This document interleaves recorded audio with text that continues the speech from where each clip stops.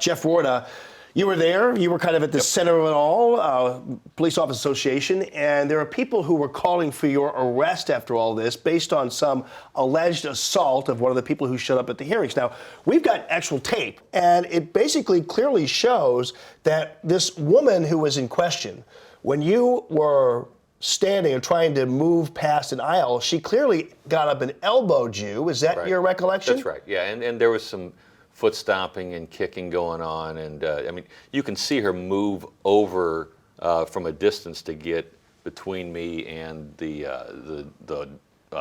corridor there. I mean, she was clearly spoiling for some sort of confrontation. So it's really good, I guess, to make sure we have some video of the incident, because basically the story we were getting from some of the people there was that Jeff Roorda attacked some of these poor people there, when the fact of the matter is you were attacked. Now, part of this started because you wanted some order there. That's right. There were 35 people who spoke before the police officers did, some of them speaking and saying this civilian review board idea wasn't hardcore enough. Right.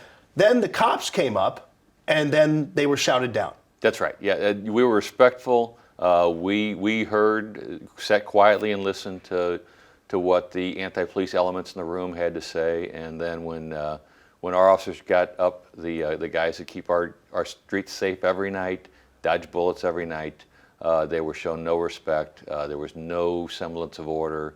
They weren't allowed to give their testimony, and it was a real shame, and especially when we're supposed to trust this same system to provide us with a fair and just oversight process. Yeah, because there's some expectation that when it comes to a civilian review board, that police would get a fair hearing.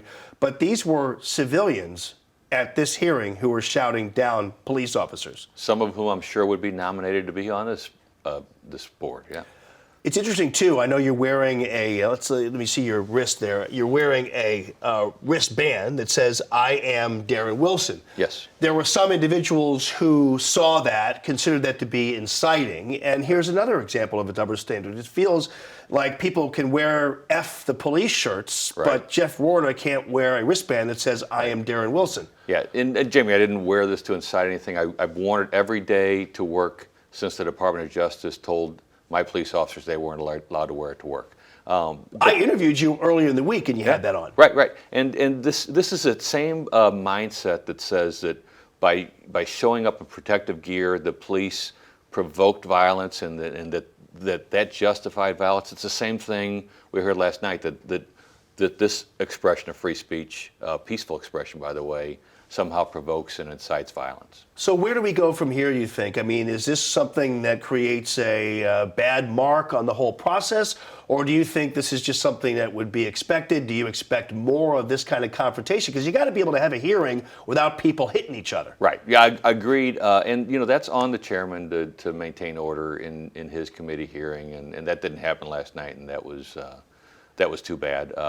We're going to continue to speak up for police officers and demand that they get treated fairly and justly and with respect. And that's all we're asking for. We're not saying we're against the Civilian Oversight Board, but we want it to be impartial and fair. Let's go to the whole setup to begin with. Do you think this, it seemed like this was all seemingly orchestrated. I mean, there were some decent people who I think have credibility who were up there talking about their desire for a civilian review board. I get all that. But eventually it seemed like things just weren't tumultuous enough for some people, and there was almost a sense that there was creating a fight. We did invite Alderman Kennedy onto the show. He did not respond to our request, and so we wanted to talk to him about it. But it seemed like he got his back up the minute you asked for order, because he was letting people just shout these cops down and not getting involved. I was the only person that was gavelled down last night after some outrageous behavior. So you were the only person gavelled down. You mean even after people were talking over some of the police officers, they were not gavelled? That's right.